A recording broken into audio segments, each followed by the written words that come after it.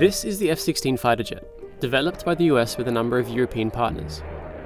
And this is the Su-35, the Russian equivalent being deployed in the Ukraine war. Kyiv says it wants 200 Western jets, such as the Eurofighter Typhoon, F-16 or Swedish Gripen, so it can dominate the skies. We have freedom, give us wings to protect it. And while the US has said it won't give fighter jets to Kyiv, the UK and some European countries are now considering sending combat aircraft. Any decision to send or to supply combat aircraft would inevitably be significant. So what capabilities could Western jets give Ukraine, and how do they compare to the main Russian jet deployed in the war? First, let's look at why Western jets are important to Kyiv. So far, neither Ukraine nor Russia has achieved air superiority. That's an air force's ability to take control of the sky, stopping anybody other than themselves from entering a particular airspace.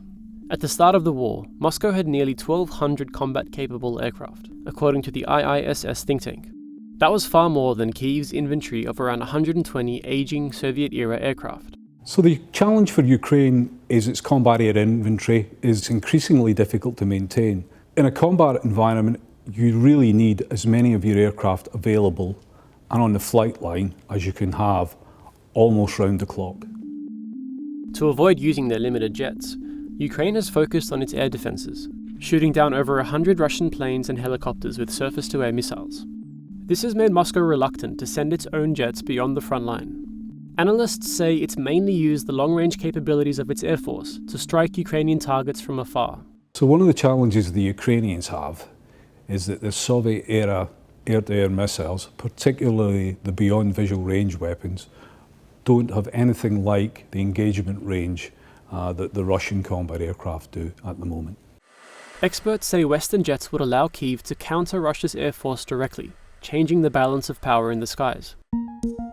So let's look at the specifics of how these jets operate on the battlefield. Russia's Su-35 is larger than the aircraft Ukraine could receive from its allies, allowing it to carry a bigger weapons payload. It's also equipped with a passive sensor that can spot opposing jets without being detected itself. Paired with long-range missiles that can fire at targets over 60 miles away, analysts say it's had a distinct advantage in medium and long-range aerial encounters against Ukraine's current inventory of Soviet-era aircraft.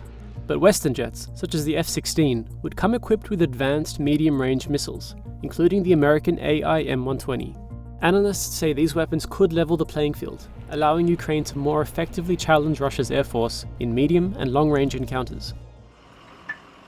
But when it comes to air power, it's not just the systems that matter. The person piloting the jet is just as important. Experts say Ukraine's pilots will need extensive training for up to a year to use any Western aircraft effectively. You can't just take somebody out of a Soviet-designed combat aircraft and expect them to be able to fight to the same level the next day. Even with an experienced fast jet pilot, there is a period of conversion, so just to get used to the aircraft, its displays, how it handles, and then you also got to learn how to fight the aircraft. So the UK has agreed to start training Ukrainian pilots, as Kyiv continues to press its allies into providing jets. Western governments are nervous that providing the weapons, which could be used to hit targets inside Russia, could escalate the war. But analysts say that any model of jet would complement the arsenal of weaponry, including HIMARS and tanks, that Kyiv is already receiving from its allies.